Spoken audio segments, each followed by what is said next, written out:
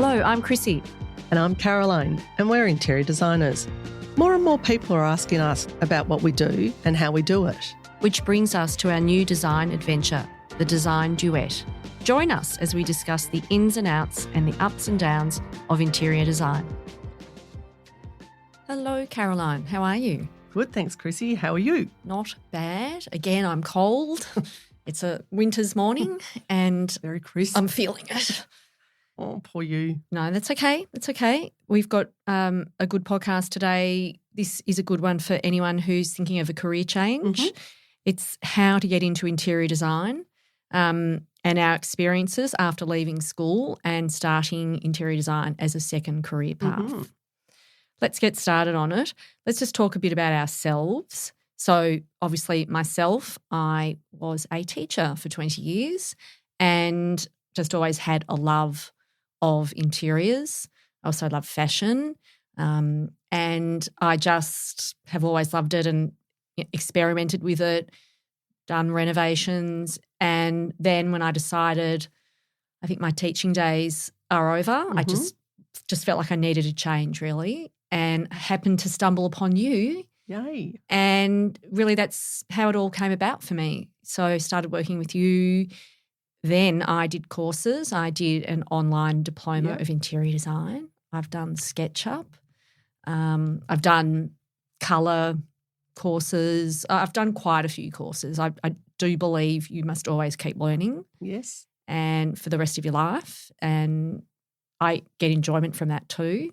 And I like using my brain. So I just think if you're interested in it, if you love, let's say, interior design, if you can, give it a go and then seek out the ways of getting into it. Yeah, so you could easily say that you've started a second career. I have. Yeah, whereas I'm the opposite. So I, left school and not that I went straight into interior design. I took a couple of years to decide. I was probably more out in the field working in the interior design world and lots of retail work as well. And that's when I did decide that I would like to do my interior design course at RMIT, which I did as I was mature age student. Mature age student. Don't know how mature I was, but anyway, I started as a mature age student. So that consisted of me going to work, 5 to 6 days a week and doing 2 nights a week for 3 years. And I loved it and, just meant one day on the weekend was my study day. And I'd put, together my portfolio, etc. And did it feel like a chore given you worked full time? Look, I must say it was full on. I'm not going to lie to you. Yeah. And in, those days I was just newly married.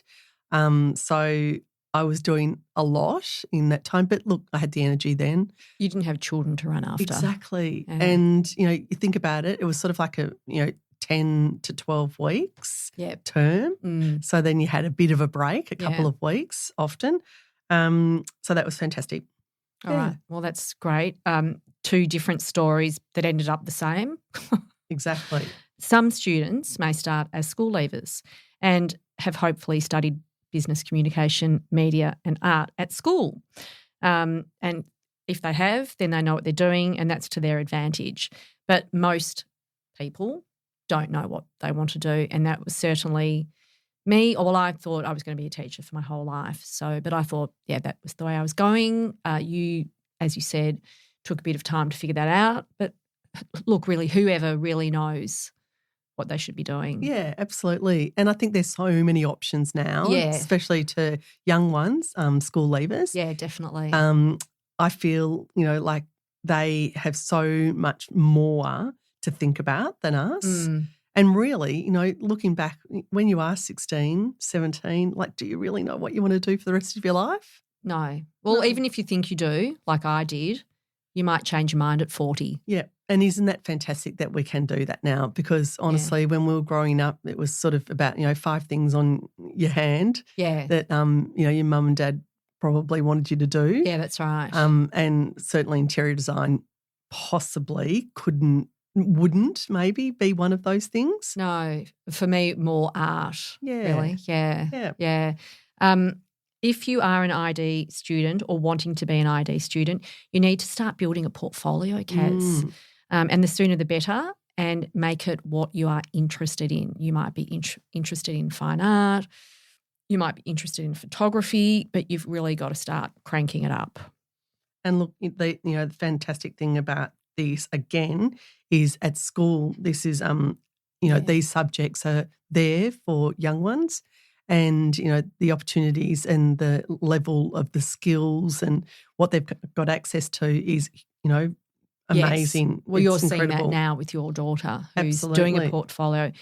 What is a portfolio, Caroline? Yeah, so portfolio is called a collaboration, collection? I suppose, a collection, of an ocean of your work. Yes. So it's what you have done and what you've studied through, maybe year 10, 11, 12 years. Sort of represents your skills. Absolutely. And in that, it could be, things such as, fine art, drawing. It could be, a lot to do with media. So, that could be doing podcast recordings, doing photography.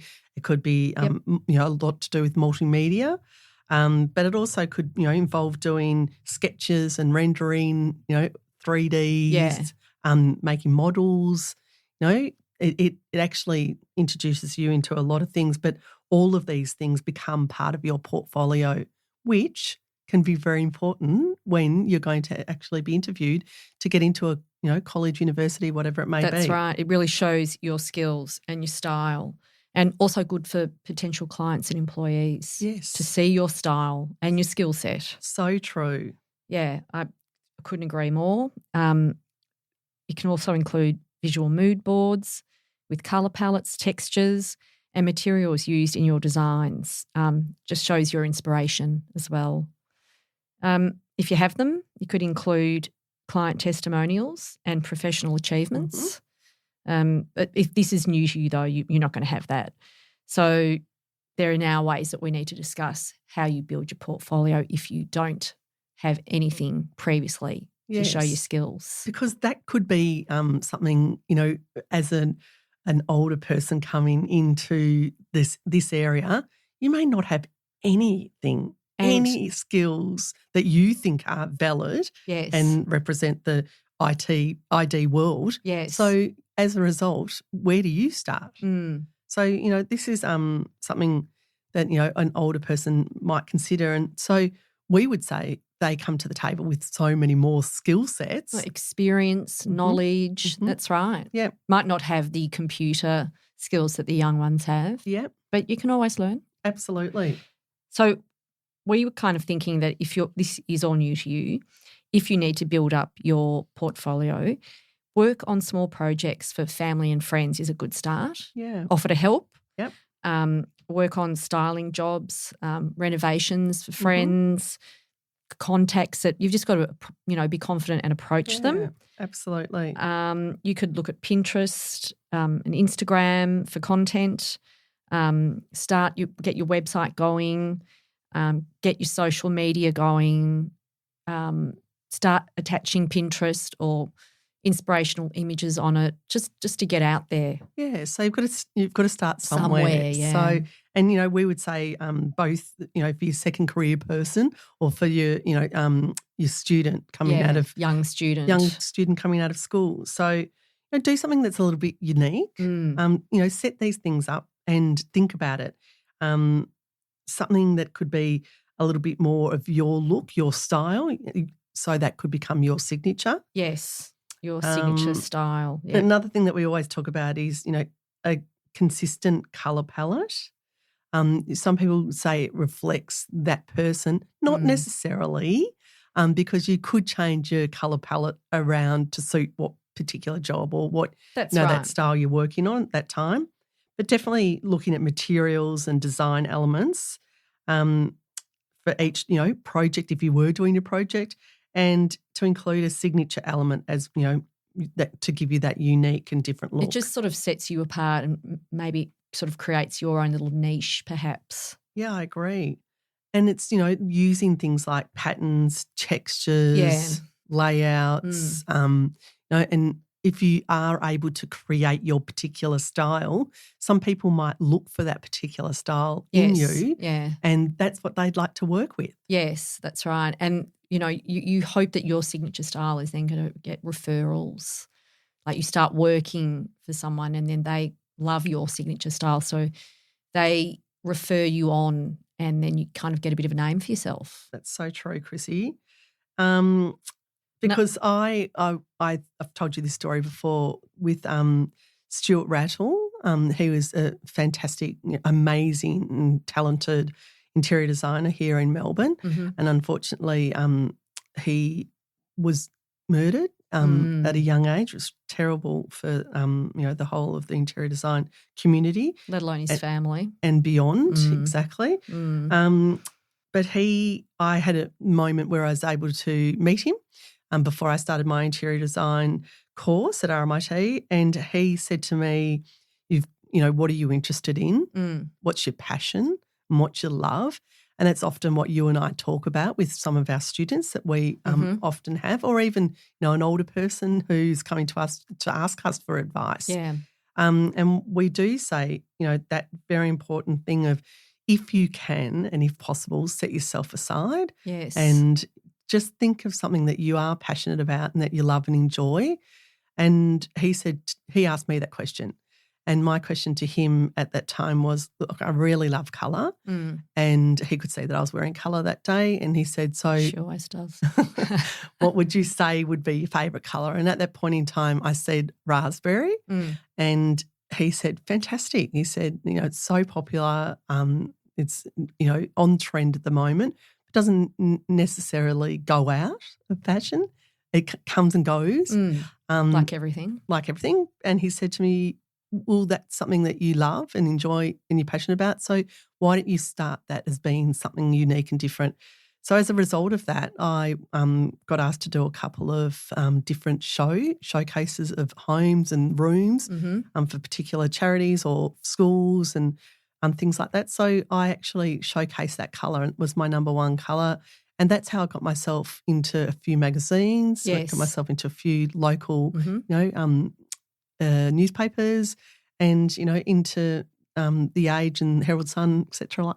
Other magazines, and it was fantastic. Based on colour. Based on colour for me. Bit harder these days though, because they just don't have those kind of like shows now. No. They have the couple of big ones like Decor and Design, but not the smaller, more boutique shows where someone has a period home or a period building that they allow designers to go into. So that's where social media comes into it now. Yeah, for sure. So you're going to have to put your distinctive colour or spin on what your signature is onto social media. Absolutely. And do it often. Exactly. Yeah. You could also do things like, if you do get to work on a project, before and after photos that showcase your transformative abilities, and add personal touches that reflect your aesthetic, Caroline, like custom-made pieces of art, for instance. For sure. So, there's plenty of ways you can get yourself out there. Just got to be clever, got to be smart. Think outside the box and be confident. And often, people will give you an opportunity and you don't even know that it's an opportunity. Yeah. But say yes. Yes. Just say yes. Something so small, like helping, style a dinner party, or helping style a wedding, or helping style and do a window, That's right. Things like that, you never know where it's going to lead. So referrals are still very much the best way of getting work, even in this day and age. Absolutely.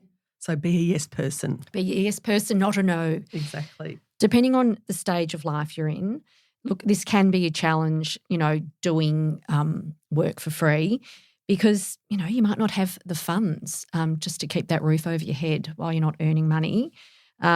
We can't overlook this, Caroline. No. You've got to consider how you're going to survive financially while you're establishing yourself in the industry. And, we're not saying that you can't eat. You've got to go out there and just throw yourself into things without earning money. We understand that, this might be a side hustle, for instance, that you would like to make a full-time job. Yeah, that's right. So where possible then, you if you could keep working and then it's almost like having two jobs. Yeah. And yes, it will be tough and hard for a period of time, but hopefully you reap the benefits. Yeah. And, hard work pays off. It does. It does. So we encourage it. Yeah. So if you can put yourself out there and can afford to, we cannot underestimate how valuable it will be. Yeah, exactly. So one other way, we're calling them side hustles, but yes. You can always just think outside the box. Like we've said before, home staging is huge now, more so than when I probably started. Event decorating, like we've talked about, wedding, bar mitzvah, yes. 50th, 21st, 18th. Yes. Or even helping out with DIYs. If someone's giving you an opportunity to help with something that they're creating, go. Be a lackey in the background. Helping with doing the little bits and pieces behind the scenes and photograph everything you do. Yeah, because it's your work as well. That's right. And we also talk about if someone's wanting to do some furniture, restoration of furniture, yes, or buying and selling of furniture, things like that are fantastic. Mm-hmm. And maybe even like we've talked earlier about doing your podcast, yes, or otherwise blogs. I think that's fantastic too.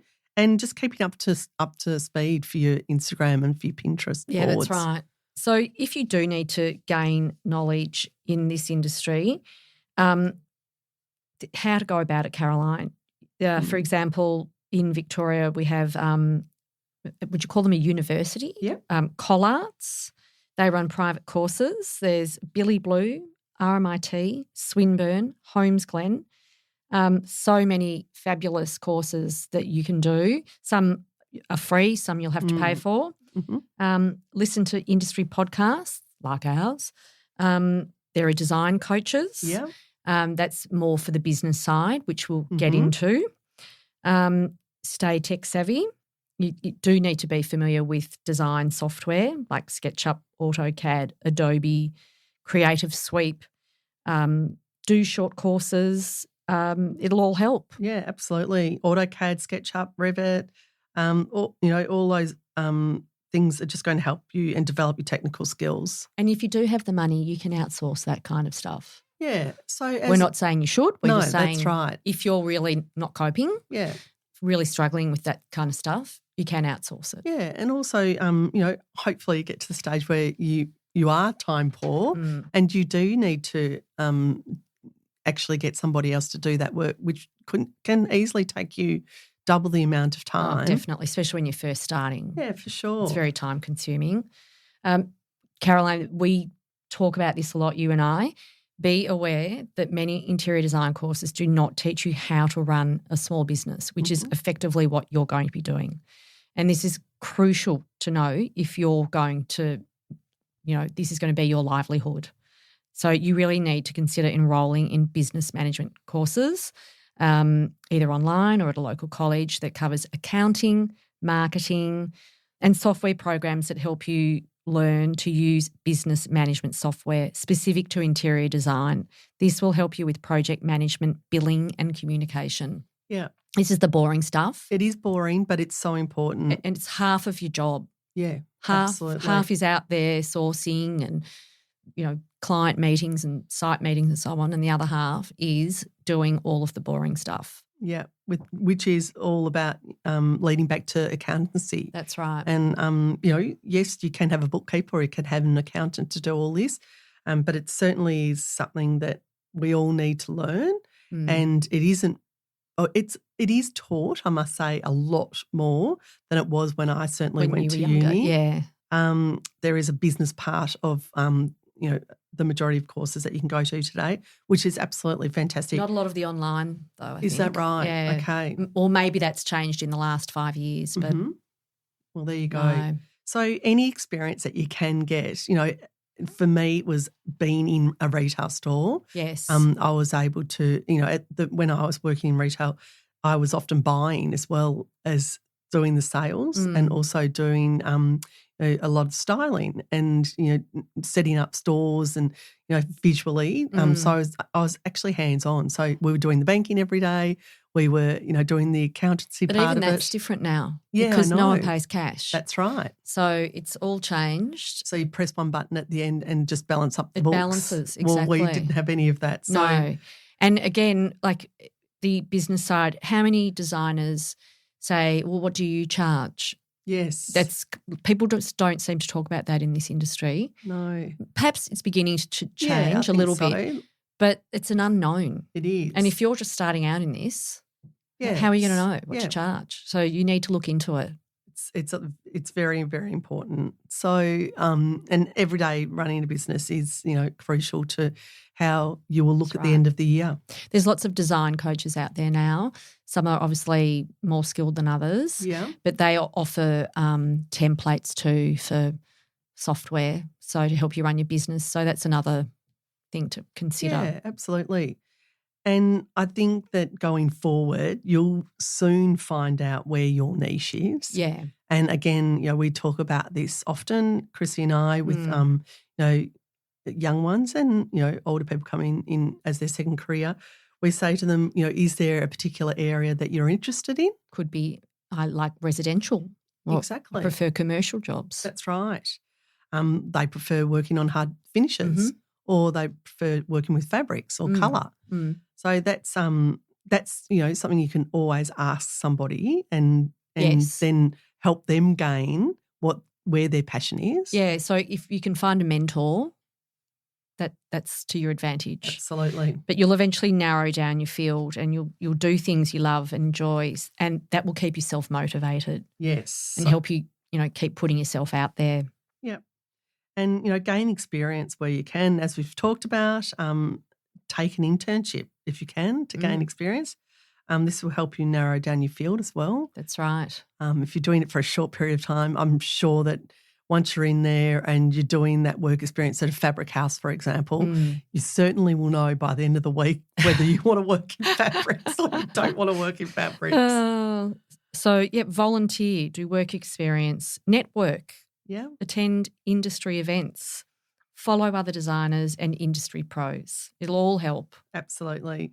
And market yourself. Market yourself as much as possible on social media, websites, chat to other designers, at the workrooms, chat to, people that you are finding inspirational at that time. And this will all showcase your portfolio and people will look you up. If you're asking questions, often designers and architects are putting questions on their stories each day. Just would you like this or would you prefer that? Or, what's your go-to, So you've got to answer the question. So the more that you become, converse with that particular designer or architect, the more people will see that you're out there giving it a go and your name will flick up a bit more often. Yeah, that's right. And especially if you're putting your work on Instagram. Yeah. Particularly Reels. Yep. The Pinterest, algorithm will pick that up. The algorithm will pick it up. And so you've got to learn about the algorithm as well. When's the best time to put your beautiful pictures up on Instagram? And it'll clearly tell you. Absolutely. And it'll make you start following people That's and people right. start following you. And that's how you build up your network. Another thing we can't talk about enough, Chrissie, is speaking to people often about listening. Yes. And their communication, problem solving and collaborating with others. Well, and that's what we're doing every day. We Listening, are. communicating, problem solving and collaborating. That is what we do in this industry. We sure do. And, that's in this industry that is crucial to, gaining respect and also gaining a reputation and also confidence and, having the confidence that we need and that our client needs in us as well. That's right, to deliver what they want and need. Exactly. So that listening and the communication, it cannot be, we can't talk about that enough. You need to involve the client in the problem-solving process to ensure a solution, Caroline. Yeah. So you've got to learn to manage all of this, manage the project and work effectively through all these processes. Yep. So and there's a lot of processes, isn't there? And it might be meetings, regular emails. This is with, and we're talking about with clients. That's right. But we're also talking about, if you are placing orders, yes, for a client or for yourself, the communication, With between the suppliers. suppliers. Trades, you're often talking Absolutely. to plumbers, electricians, cabinet makers, painters. So then, as a result of you becoming the project manager, Yeah, well, is that your role? Well, I'm just saying you could on some jobs, couldn't you? Absolutely. You might not on others. I agree with you. So you need to listen and communicate and problem solve. And involve your client. If you do have a client, involve them in as much as possible. And look, we understand that often we get employed to do jobs because the clients are time poor. Yes. And we understand that, not always do you have that clean line of communication with the client because they're often not available. Yeah, that's right. So there is decisions you've got to make along the way, and making sure that the client has been versed with that. Yeah. I think that's very important. You need to often discuss with the client, timelines, the budget. You also need to discuss whether they're happy with how it's going. That needs to be happening regularly. Absolutely. So you've got to learn all of these things if you're going to go into this career. Yeah, absolutely. So this is all part of it. And staying inspired. Yes. Keep seeking inspiration. I don't know how you get it, Kaz, but it could be magazines, could be going to supplier showing of new ranges. Openings. Looking at websites. Looking at travel. Yep, travelling yourself. Yes, please. Yeah. However you get inspired. Yeah, and documentaries, it's a fantastic Netflix series, Yep. On interior design. Yep. And, just been all over Instagram. Yes. Which I think, and, Pinterest. Yep, very important. Yeah, and just staying current and staying, in tune with looking at things that are current trends. Yep, like sustainability, emerging technology, just up-and-coming designers, all of it. I think it's very important. And like you said before, seek mentorship if possible and where possible. And look, I understand that, a lot of architects, interior designers, people who styling, they are often very, very busy. And, we know from experience that, people ask us if they can come on board. And look, we try as much as possible to give them some experience. Yeah. But if you just persist and you keep on top of putting yourself out there, it will happen. That's right. And even if they only give you a day here or there, it's all to your advantage. Yep. You'll continue to grow from it. Absolutely. So just put yourself out there. Be a yes person. Yes, we keep saying that, don't we? We do. You need to be flexible and adaptable, as this industry is always ever changing and moving, isn't it, Caroline? It sure is. And, remember to keep learning. And, you're a big one for this. However you learn, through books or participating in workshops or seminars, got to do whatever you can to make you grow and ask for feedback. Absolutely. And it's feedback not necessarily from someone who you think is your mentor, but it might be someone who you've helped do a styling job for or someone that you have gone and helped do, before the house goes onto the market, you've helped a designer, with that. And we're not saying negative feedback either. We're just saying feedback in general. Like, for instance, did you like the way I styled that coffee table? Something as simple as that. They might say, I loved the flowers you had. I loved that colour. I love the way you had coffee table books on that coffee table. I love the way you had a mixture of candles, flowers and books. It could be as simple as that. Yeah. You just gain knowledge and experience from that, and then you think about your next job and how you can use it again or mix it up. Exactly. So, no, I think that's fantastic. And another area I was going to talk about is, property styling. Yes. That's so big at the moment. Huge. And look, that's where I started doing, and when I started doing my interior design course, that's where I I started. And, I had a lady who actually was doing that, and she was pretty much doing it by herself. So when she would come into the store I was working at, Bed Bath and Table, she would say to me, what are you interested in? And I said, well, I'm studying at the moment in interior design. And I said, so if you ever need a hand, please ask me. I'd be happy to help you, and I'd really enjoy it too. So it just meant that when she did ask me and said to me, look, I might have something for you next week or the week after, I said, yes, I'd love to do that. Just let me know in advance, and here's my number. And I was able to start working with her, and that was fantastic. And absolutely, I was behind the scenes. She was doing everything that I wasn't doing. Yeah. But then as she grew and as she became bigger, my experience was there, so I was able to do my own jobs. And then as a result of that, my own jobs became having other people work with me. Yes. And I still worked for her. And what happened with that was once we'd sell the property, someone would say, who did the styling in my house I've just sold? And they'd say, oh, that was Caroline. And so then they'd say, actually, we need someone to help us with our new house. Yeah. So that's how I started my interior design. Yeah. And that's how I got my own jobs and have my own business now. Yep. And you don't do styling for sale anymore. No. But that's how you started. Yeah. Exactly. Yeah. Wonderful.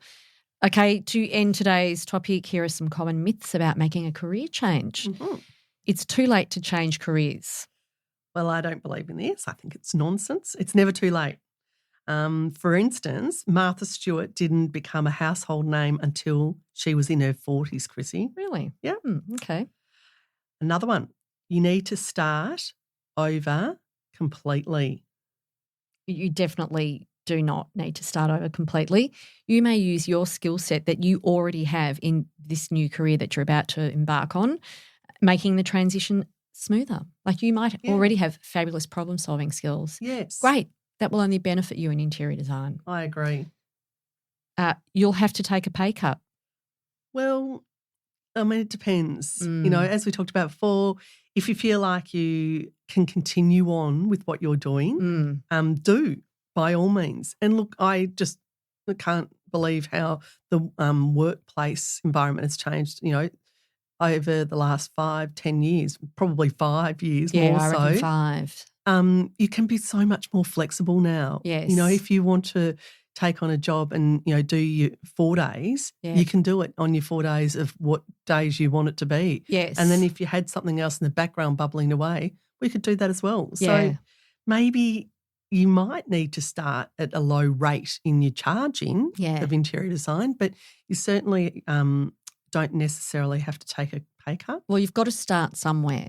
True. And then as time goes by, experience, then you can increase your rate. It's just how it rolls in this industry. What about this one, Chrissie? You need a formal education in this field. Well, you definitely don't, and I'm an example of that, although I have done a lot of courses, but you just don't. Just do online courses, workshops. I think there needs to be a little bit of you just naturally inclined to love this industry and enjoy working in it, but you don't. You just need to throw yourself into it, get the experience, do courses, as many as you can, and you will be just fine. And if you've got a good flair for it as That's well, it certainly helps. Yeah. It's a sign of failure, Caroline, if you change your career. Oh, so no, rubbish. And so much more, so these days, can we say that that's rubbish? If you want to find a new career and you're 40, go for it. If you want to change your life and become more, career focused and fulfilling for you every day in a positive way, why wouldn't you go for it? Yeah, it's more about fulfilling your needs and desires and creating a happier life for yourself. Absolutely. Because you're doing something you love. We know so many people who have done this. So, yeah, we're all for it. Definitely. The job market is too competitive. Well, with persistence and the right approach, there is a role for everyone in this industry. Sure. And I've always said that. And I think that there is enough jobs going around for us all. Yeah, there's enough for everyone. Yeah. You have to have everything figured out before you start. Well, honestly, I think that that's such an old-fashioned way of thinking about things and doing things. And perhaps even when I started a little bit later, I didn't go straight from school to uni. it was something, people would say, oh, wow, some people finishing their uni course and I was starting. I was like, oh gosh, wow, okay, that's big. But I just made it work for myself. Yeah. And I feel like these days, you'll figure it out. And if you're clever and you're smart and you do as we talked about before, the business side of it as well as what's called the fun part of it. That's right. Because I feel like, unfortunately, our industry is talked about as, wow, it's unreal and wow, that's amazing and look at what you get to do every day. It's actually hard work behind the scenes as well. That's right, the business side. I think, you can never have everything figured out.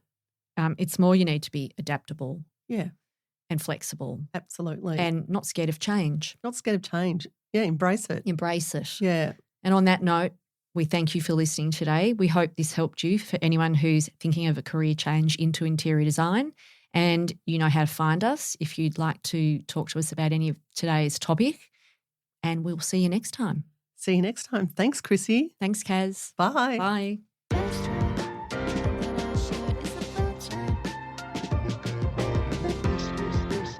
Thanks for listening. We hope you enjoyed today's show. If you'd like to get in touch, email us on thedesignduet@gmail.com or DM us on our Instagram page, The Design Duet.